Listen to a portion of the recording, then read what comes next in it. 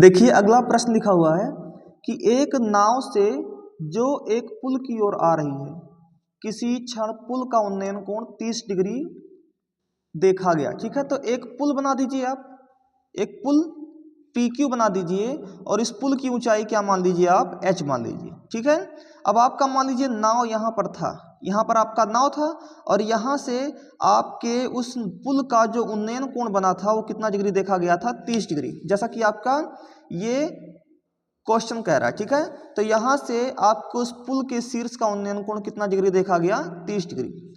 फिर आपसे क्या कह रहा है, कह रहा कि बिंदु से 40 नाव के उसी चाल से 4 मिनट चलने के पश्चात पुल का उन्नयन कोण 60 डिग्री हो गया। कितना मिनट चला यहाँ से, मान लीजिए आपका नाव यहाँ A पर था, तो यहाँ से 4 मिनट चल करके कहाँ पहुँच गया, B पर पहुँच गया। और B पर जब पहुँचा तो यहाँ से उसके शीर्ष का उन्नयन कोण कितना डिग्री है, 60 डिग्री है। तो यहाँ से 4 मिनट चला तो मान लीजिए A से चल के B पर पहुँच गया 4 मिनट चल करके। अब आपसे पूछ रहा है तो यहाँ 60 डिग्री शीर्ष का उन्नयन कोण हुआ। ठीक है, तो आपसे पूछ रहा है तो नाव को पुल तक पहुंचने में और कितना समय लगेगा। देखिए कितना समय लगेगा पूछता तो आपसे पूरा जोड़ा जाता, लेकिन कह रहा है नाव से पुल तक पहुंचने में अब और कितना समय लगेगा। तो और कितना समय लगेगा, अब यहाँ से यहाँ तक पहुंचने में आपको x मिनट लगेगा। मान लीजिए कितना मिनट लगेगा, x मिनट। तो एक बार आपको tan 30 डिग्री लेना है। अब फिगर बन के रेडी हो गया, जान लीजिए 50% काम आपने निपटा दिया। अब tan 30 डिग्री दिया हुआ है तो tan 30 डिग्री लीजिए पहले, और इसके लिए ये पूरा लंब और ये पूरा ही क्या होगा, आधार होगा। तो लंब कितना है h और आधार कितना है, ये पूरा यानी कि 4 + x।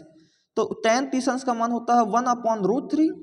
ठीक है, तो 1/√3 यानी h/4 + x। ठीक है, फिर आगे देखते हैं, यहाँ क्या लिखा हुआ है, 4 + x का मल्टीप्लाई 1 में कीजिएगा तो 4 + x आएगा, और इज इक्वल टू √3 का मल्टीप्लाई h में कीजिएगा तो h√3 आएगा। इसको इक्वेशन नंबर क्या मान लीजिए, फर्स्ट मान लीजिए। इसी प्रकार अब आपको क्या लेना है, tan 60 लेना है। तो tan 60 जैसे ही लेंगे तो tan 60 के लिए हाइट क्या होगा, ये लंब और ये आधार यानी h/x। h/x आपने ले लिया और यहाँ से आप प्रक्षांतर करेंगे तो h की वैल्यू क्या आ जाएगी, x√3। तो x√3 इसको इक्वेशन नंबर क्या मान लीजिए आप, सेकेंड।